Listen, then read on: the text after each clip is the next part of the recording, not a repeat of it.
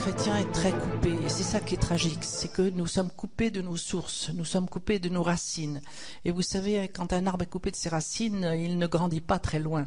Et nous avons aujourd'hui le grand devoir, plus que le devoir, la nécessité essentielle, je crois, de faire croître cet arbre en se réenracinant à ses sources juives, qui sont de toute beauté.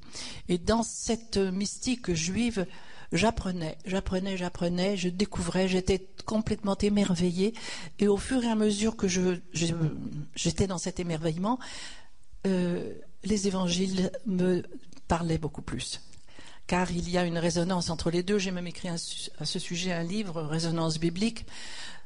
L'un n'est pas séparable de l'autre.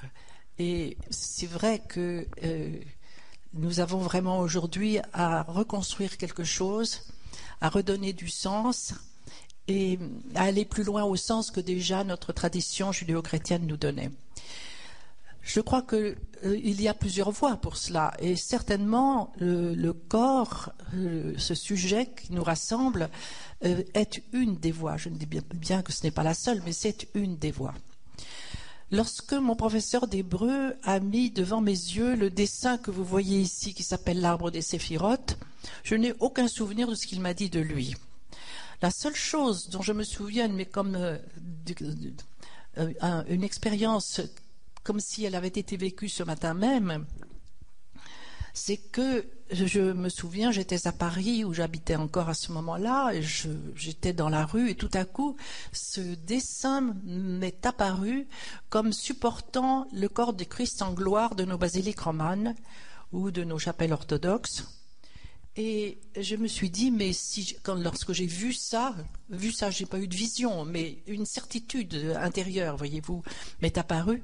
Et je me suis dit, si ce dessin est le corps du Christ en gloire, il est aussi le corps de l'homme. Et à partir de ce moment-là, tout s'est mis à chanter. Et c'est à partir de ce moment-là qu'ayant la confirmation par mon professeur d'hébreu dans la séance qui a suivi de nos études, les choses se sont ouvertes comme un écran qui s'est levé, un voile qui s'est levé, et j'ai eu la réponse aux questions que je me posais étant enfant. Le pied de ce féminin qu'on appelle Ève et qui n'est pas Ève dans le livre de la Genèse, la hanche de Jacob, les cheveux de Samson, même si nous allons dans les mythes grecs, le foie de Prométhée, vous vous souvenez, tous ces pieds blessés, déchaussés, enflés, dans les mythes grecs, ça n'est tout de même pas par hasard tout cela. Et j'avais la réponse. Et c'est à partir de ce moment-là que j'ai pris la plume, réconfortée en cela par le Grave Durkheim, que je suis allée voir à Thotmos à ce moment-là, parce que personne ne savait me donner de réponse dans les milieux chrétiens, et je lui disais, est-ce que vraiment ce que j'ai l'intention d'écrire est traditionnel ? Parce que c'est grave d'écrire quelque chose dont on n'est pas sûr que ce soit juste. Et il m'a répondu, Annick, feu vert, c'est totalement traditionnel. Et lui, qui avait beaucoup fréquenté les milieux orientaux, il savait que non seulement il s'agissait de notre tradition judéo-chrétienne, mais il reconnaissait aussi dans ce que je lui apportais les traditions orientales. Et en effet, c'est une expérience que j'ai faite depuis, car lorsque j'ai écrit ce livre, j'ai reçu un coup de téléphone du docteur Kespi, qui était à ce moment-là président de l'Association française d'acupuncture, et qui m'a dit, Madame, savez-vous que vous avez écrit un livre d'acupuncture ? Je ne connaissais rien de la tradition chinoise. Bien sûr, j'ai travaillé avec lui à partir de ce moment-là, ce qui m'a amené à refaire ce livre et à l'écrire d'une façon définitive. C'est le livre que vous avez lu, probablement quelques-uns d'entre vous. Quand je suis allée en Amérique du Nord, j'ai eu la même réponse des Amérindiens. Mais Annick, c'est notre tradition aussi. Vous voyez, il y a une unité extraordinaire, un message commun à toutes les traditions. Et c'est celui-là que je voudrais vous apporter aujourd'hui. Non pas dans un syncrétisme superficiel, mais au contraire, dans une vision des grandes profondeurs de l'être et de l'être humain, et là où toutes les traditions ont reçu ce message. Comment est-ce que nos mythes se sont construits? C'est le grand mystère de l'origine des mythes. Et j'entends par mythe non seulement ce que nous connaissons dans les autres traditions, mais même les premiers chapitres de la Genèse. Car si l'histoire des Hébreux nous apparaît à partir d'Abraham, certainement, les premiers chapitres, eux, sont d'ordre mythique. Que veut dire le mot mythe? Il faut tout de même que nous en parlions un peu avant que nous entreprenions notre travail, puisque je vais m'appuyer sur ces récits-là. Le mot mythe vient du grec mythos, qui a été traduit pendant très longtemps par le mot fable. Ce n'est qu'au XIXe siècle que l'on a forgé le mot mythe pour essayer de le distinguer un petit peu du mot fable, parce que peut-être qu'on commençait à se demander si réellement c'était une fable ou pas. La racine de ce mot est le même que le verbe muin en grec, qui veut dire se taire, le silence. Ceci est très intéressant, parce que je crois que l'on peut définir le mythe comme étant le récit de quelque chose d'indicible, ou de quelque chose qui n'a pas de mots pour le dire, car nous ne disposons pas de mots pour parler de l'homme intérieur. Le mythe, essentiellement, parle de l'homme intérieur. Mais l'homme intérieur n'ayant pas de vocabulaire, si vous voulez, nous empruntons à l'homme extérieur son vocabulaire pour pouvoir parler de l'homme intérieur. J'espère que je me fais comprendre en vous disant cela. C'est-à-dire que nous employons des mots, des phrases, mais qu'il faut restituer à leur véritable sens. Et c'est là qu'arrive la dimension du symbole. Car chaque mot, je dirais même que chaque lettre en hébreu, doit être reconduite à une autre dimension que celle qui nous est proposée d'une façon immédiate, reconduite à son origine, reconduite au Verbe de Dieu, car vraiment, surtout la Bible, n'est-ce pas, mais aussi les autres traditions d'une autre façon, mais c'est la Bible qui est notre tradition à nous ici, elle est l'icône du Verbe de Dieu. Qui dit icône dit la présence réelle du modèle. Et donc chaque lettre et chaque mot hébreu nous reconduit au modèle divin, au Verbe de Dieu. C'est le Verbe de Dieu que nous avons à entendre. Et malheureusement, nous entendons à la lettre. La plupart de ces récits, nous les prenons à la lettre, nous les avons pris à la lettre jusqu'à aujourd'hui. Et cela a faussé beaucoup les données. Les données ont été d'autant plus faussées que nous, séparant de nos frères juifs, nous nous sommes éloignés de la tradition et des textes hébreux, et tout repose pour nous sur les Septante, c'est-à-dire la traduction grecque de la Bible. Et on nous dit encore aujourd'hui, on apprend à faculté que avant les Septante, il n'y a aucun écrit sémite, etc. C'est une vaste erreur, n'est-ce pas? Il y a eu des écrits sémites, ils ont été pour beaucoup éliminés, détruits, ça c'est certain, et c'est cela que nous retrouvons aujourd'hui dans les grottes, dans les jarres, comme à Qumran et dans bien d'autres à l'heure actuelle. Et ces écrits sémites ont bien existé, donc la Bible que nous avons en hébreu, aujourd'hui, elle est antérieure aux Septante. Et nous voyons d'ailleurs les erreurs des Septante, quelquefois, des fautes de grammaire, des choses tout à fait étonnantes, qui faussent la traduction parce que les traducteurs ont traduit comme ils comprenaient le texte. Et on ne comprend qu'en tant que l'on a vécu une relation en soi-même, une relation avec le Verbe de Dieu. Si on n'est pas en relation avec le Verbe de Dieu, les textes à l'extérieur nous restent hermétiques. Mais si nous faisons un travail sur nous, et c'est tout ce travail que nous allons voir décrit dans le symbolisme du corps aujourd'hui, si nous faisons un travail sur nous-mêmes, alors ces textes s'ouvrent à nous. Et lorsque ces textes s'ouvrent à nous, ils exigent en même temps que nous vivions leur message. Et si nous ne vivons pas leur message, alors les énergies se retournent contre nous dans les maladies, dans les accidents, dans tout ce que nous appelons le hasard, mais qui est une loi, comme disait un de mes amis, qui voyage incognito, parce que justement, elle est la loi qui est relative à ces différents niveaux de conscience intérieure, ces différents niveaux d'être, si vous voulez, et qui nous permettent d'accéder à ces différents niveaux de lecture aussi de ces textes. Ce qui est vrai pour l'hébreu est vrai pour le sanskrit, est vrai pour l'arabe, est vrai pour de nombreuses langues. Les textes sacrés peuvent être lus, disent-ils tous, à 70 niveaux de lecture. Et c'est vous dire que nos traductions n'ont été faites qu'au premier niveau de lecture. Et ce premier niveau de lecture est cet ordre littéral qui n'a pas de sens vraiment en lui-même. Et c'est là où je vais vous inviter pendant notre travail de ces 2 jours à verticaliser les mots et les lettres, les phrases, savoir ce qu'elles veulent dire, ce qui est muet derrière ce verbe, ce qui se dit en silence. Et ce n'est qu'à cette dimension-là que nous trouverons le sens et, comme je vous le disais tout à l'heure, que nous retrouverons aussi très probablement le sens de la vie. Il y a de nombreuses années de cela, je fais une petite parenthèse parce que j'ai été très touchée l'autre jour. On a pu faire obtenir un prix à Patrick Lévy. C'est un homme qui a écrit un petit livre qui s'appelle Le Kabbaliste.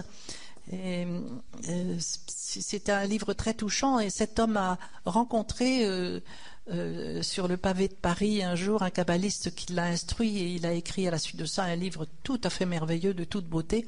Et il a vécu un peu la même expérience, la même aventure que celle que j'ai vécue il y a plus de 40 ans maintenant, quand j'ai rencontré justement ce juif kabbaliste aussi qui nous emmenait, parce que nous étions avec un petit groupe, tous les dimanches après-midi, je me souviens, dans le fond d'un bistrot pas possible dans la République, du quartier de la République à Paris. C'était une aventure que d'aller s'enfermer dans ce fond de bistrot, je vous assure. Mais quelle merveille nous recevions là, dans cette merveille. Alors, je reviens à lui.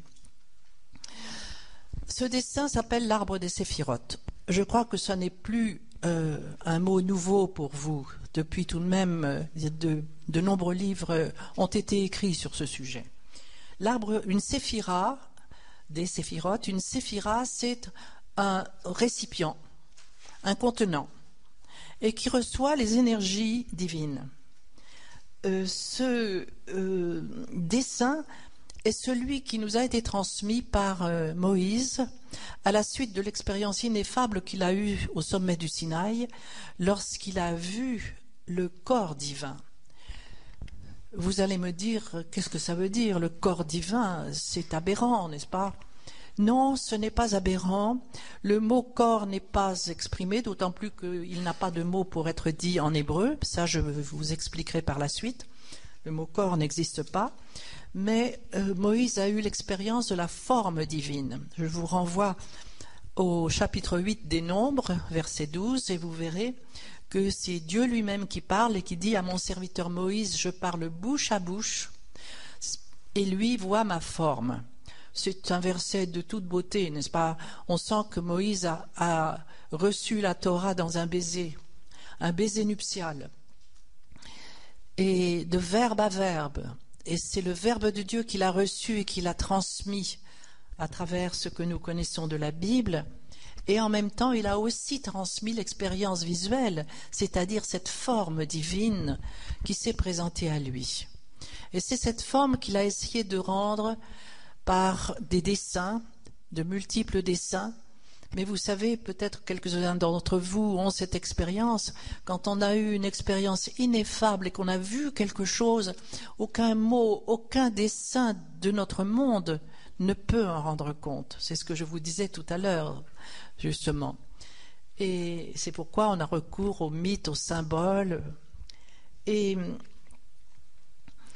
ce dessin est parmi ceux qu'il a rapportés, le plus elliptique, le plus simple, pour que nous puissions travailler d'une façon simple nous aussi, car nous avons très peu de temps pour interroger ce corps divin. C'est ce corps divin à l'image duquel est notre corps. L'homme est image de Dieu, et jusqu'à notre corps physique, celui que nous sommes, chacun de nous, ce corps est aussi à l'image du corps divin, de cette forme divine. C'est-à-dire que Dieu s'incarne.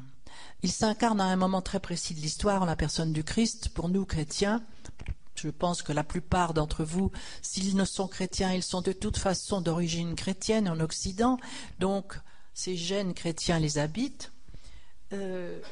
Et le Christ étant Dieu est de toute éternité. Qu'est-ce que ça veut dire de toute éternité? L'éternité n'a rien à voir avec la succession indéfinie de nos temps historiques. L'éternité est totalement transcendante en soi, à notre temps historique. C'est un temps divin, plutôt un non-temps, ce que les physiciens quantiques retrouvent aujourd'hui avec le non-temps. Mais l'éternité est présente dans chaque instant du temps, de notre temps historique, y compris de notre temps historique. Dans notre temps historique est le saint nom « Je suis ».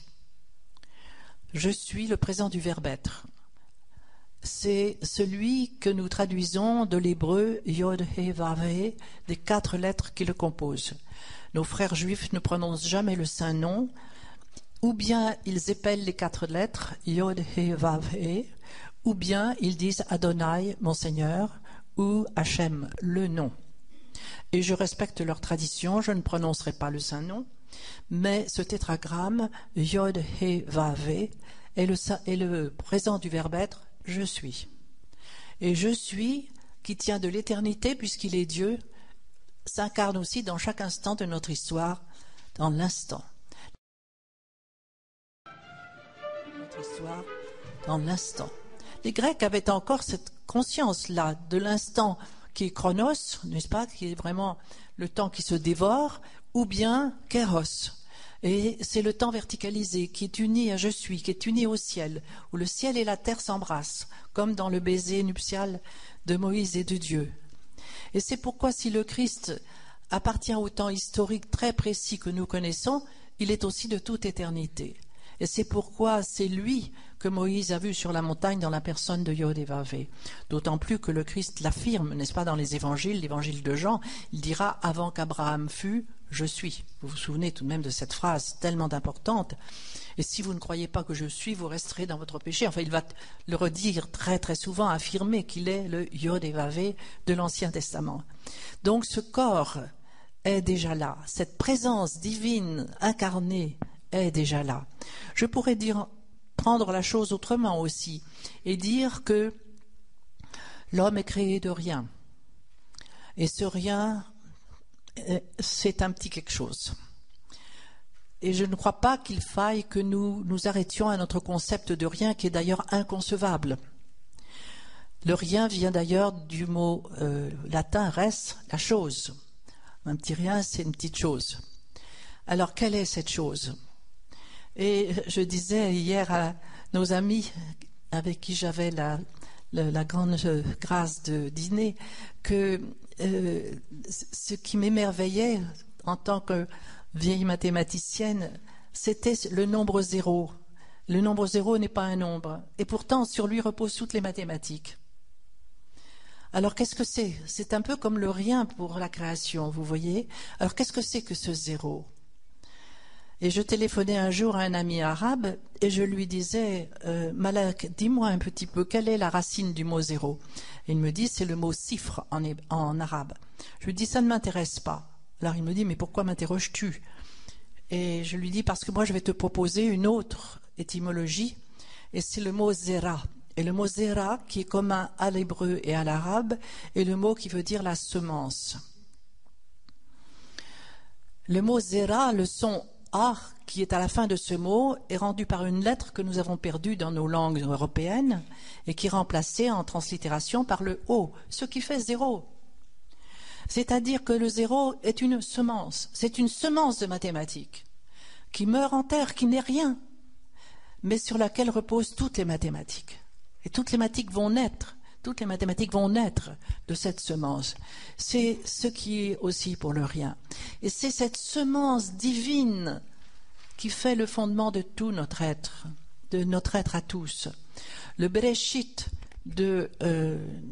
premier mot de la Genèse que l'on traduit très mal par un commencement, n'est pas un commencement au sens historique du terme.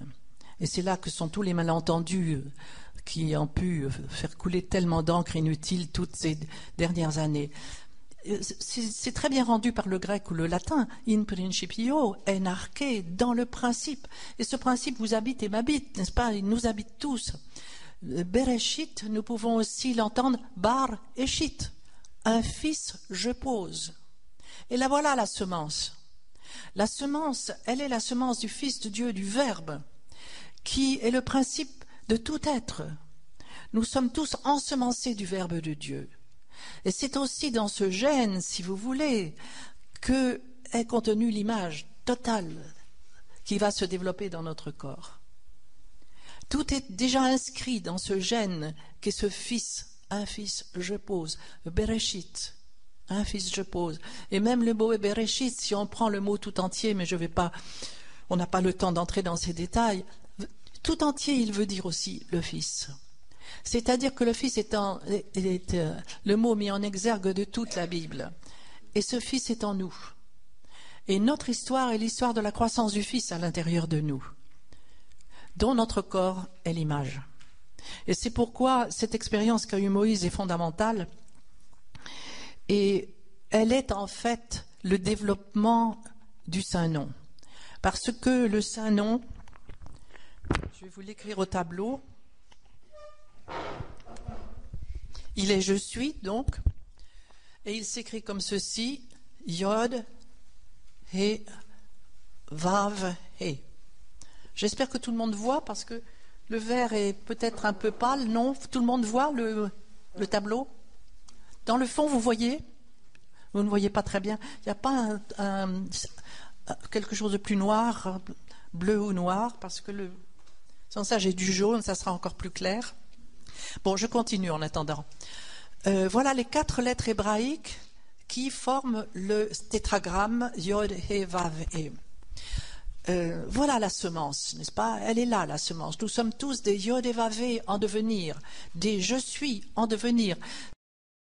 C'est la révélation qu'a eue aussi Moïse, un petit peu avant celle dont je vous parle, dans la mesure où Moïse, au pied du Sinaï, au moment où il a eu cette expérience du buisson ardent, a entendu le nom divin « Je suis qui je suis ». Mais en fait, notre traduction est mauvaise parce que c'est un verbe qui est à la forme inaccomplie, c'est-à-dire « je suis en devenir ». Ah, tu as ce qu'il faut. Merci Geoffroy. Voilà, le noir va peut-être être mieux.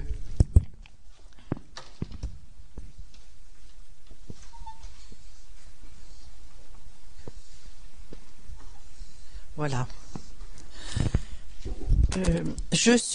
C'est un je suis en devenir. Nous sommes tous des je suis en devenir, complètement bloqués dans notre situation d'exil, qu'on appelle chute, c'est un mot que je n'aime pas, je vous l'expliquerai par la suite pourquoi, mais pour l'instant, exil. Nous sommes en exil de nous-mêmes, nous n'avons aucune conscience de la présence du Fils à l'intérieur de nous, et ce devenir de l'être est complètement bloqué, ce qui fait notre drame, ce qui fait nos souffrances, ce qui fait le non-sens de notre vie. Si nous retrouvions cette conscience de la présence du Fils à l'intérieur de nous, nous comprendrions toute la dynamique qui est inscrite dans notre corps et que nous allons étudier pendant ces 2 jours.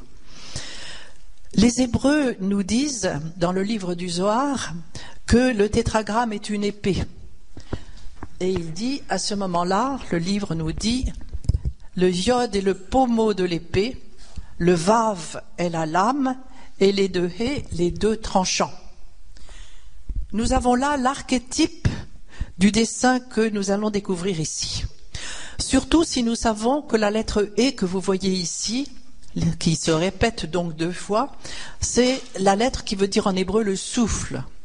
Et nous retrouvons là les 2 poumons, et non seulement les 2 poumons, mais son prolongement jusque dans les mains, car chaque lettre hébraïque correspond à un nombre, et la lettre E a pour valeur 5, la lettre Vav au milieu 6, et la lettre Yod a pour valeur 10.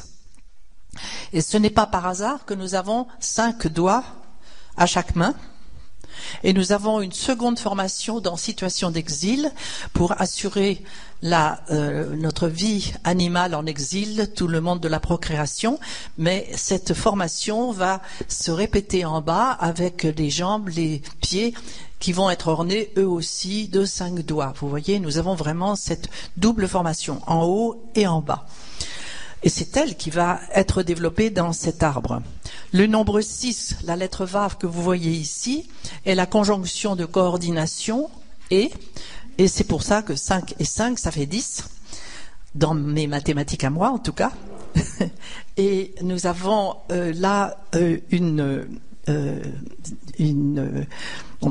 mathématique de toute beauté. Bien, c'est ce dessin qui est donc développé ici. Alors vous voyez, ce tableau est le développement du tétragramme en ce sens que vous retrouvez la lettre Yod dans ce premier triangle en haut, la lettre Vav, la conjonction de coordination dans cet axe du milieu et les deux côtés du corps, les deux He, dans ces deux côtés.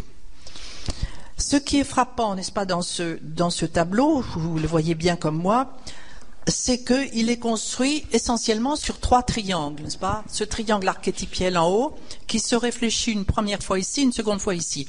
Bien sûr, la tête, qui se réfléchit ici sur la poitrine, et une seconde fois ici sur tout le complexe urogénital du corps. Ces 3 triangles sont connus de toutes les traditions. Toutes les traditions connaissent ce dessin, toutes.